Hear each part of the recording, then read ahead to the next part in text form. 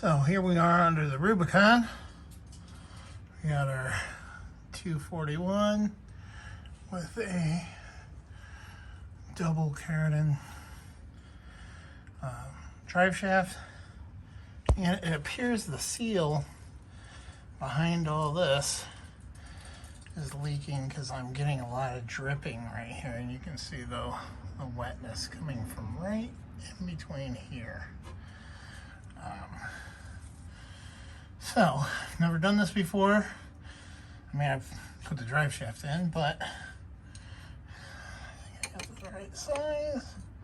Okay, so you need a 15 millimeter. I'm gonna bust those loose and drop the drive shaft down.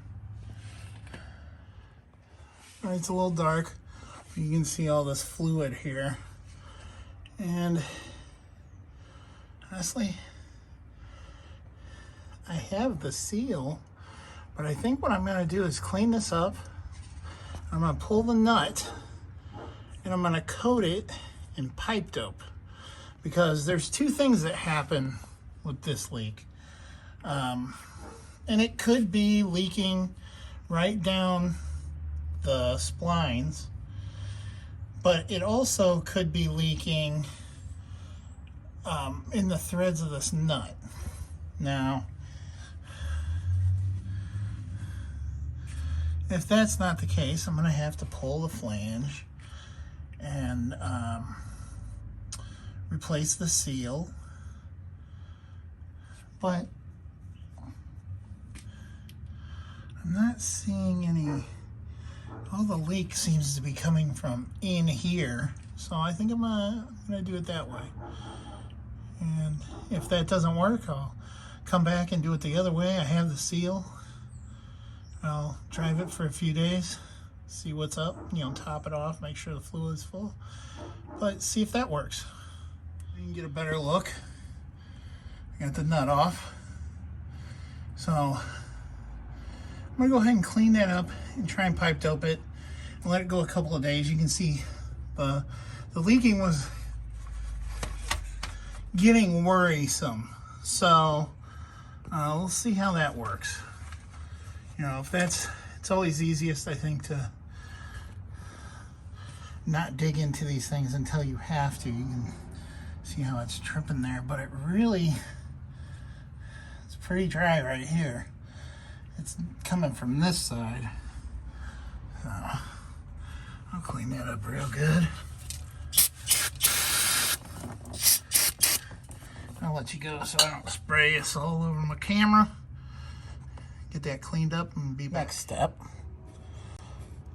I'm going to use this pipe thread sealant on the threads, and I might even put a little bit in the threads of the nut. Torque it back on, put it together, and see how that goes.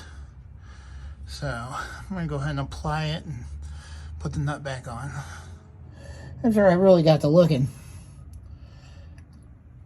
it's pretty wet right there.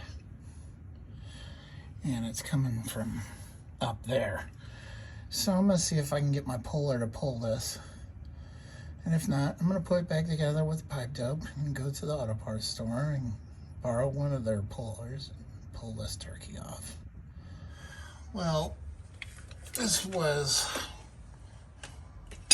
so easy. Oh, sucker's heavy.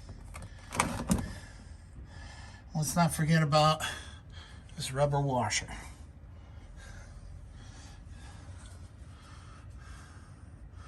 Well, I can see that my seal that I bought is not the correct seal.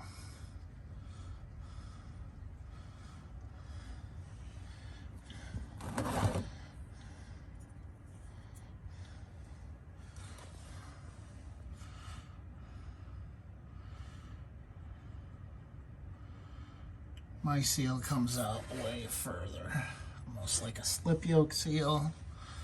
Well, that's crappy.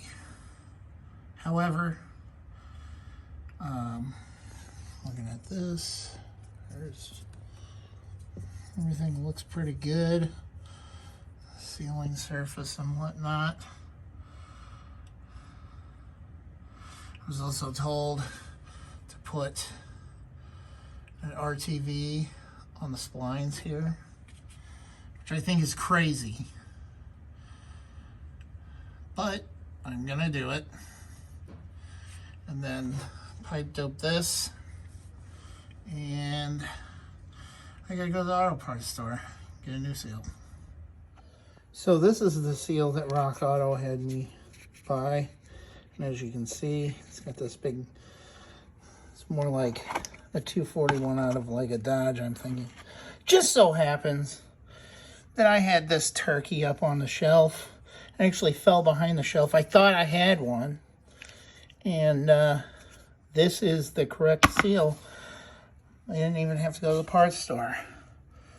I actually found a seal for my Blazer T case too, so probably throw this up on the shelf in case I ever need it. But I have the one that I need, so let's pull that seal. You can see the seal is out. Get ready to tap in the new seal.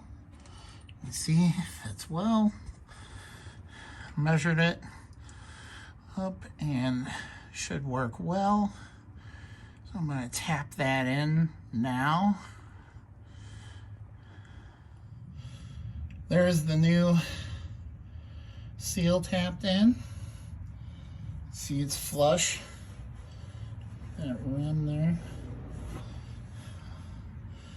I'm going to take a little of this. Actually, I'll probably do it around this, so when I slide it in, it's not dry. But I am going to clean these off. Not so much here. I'm going to leave that stuff. And I'm going to put probably a little smear of the black RTV in here. I was told that's a good thing to do in here. Just to ensure it seals.